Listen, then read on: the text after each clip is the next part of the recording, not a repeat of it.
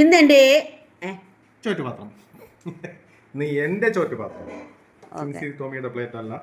അയ്യോ പാവ സെൻസി ടോമി. ചക്കക്കുരു മാങ്ങ.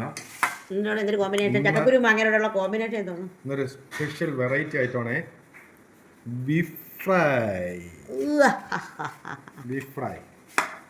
ബീഫ് ഫ്രൈയും സത്യം പറയാല്ലേ, എൻ്റെ വായി വെള്ളം വന്ന്. ബീഫ് ഫ്രൈയും ചോറും. കുത്തരി ചോറും ബീഫ് ഫ്രൈയും. ഇത് തോനയാട്ടാ. ഇത് ഞാൻ ഇപ്പൊ എടുത്തത് ഒരേ തവണ ചോറ് കഴിക്കാനുള്ള ബീഫ് ഫ്രൈ ആണ്. നമ്മളെ വായിൽ വെള്ളം ഉറിക്കാതെ കടത്ത് എന്താണ് ബീഫ് ഫ്രൈ മാത്രം. ചൂട് ചോറും.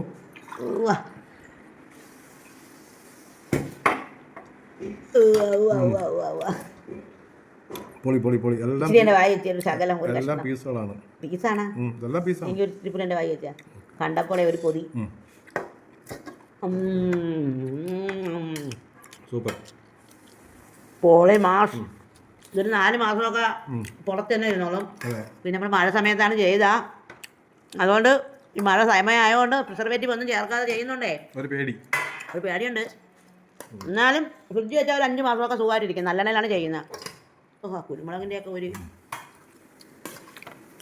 കുരുമുളകായാലും പെരുംജീരകം എല്ലാം. അപ്പം നമ്മൾ കൂടെ കഴിക്കട്ടെ.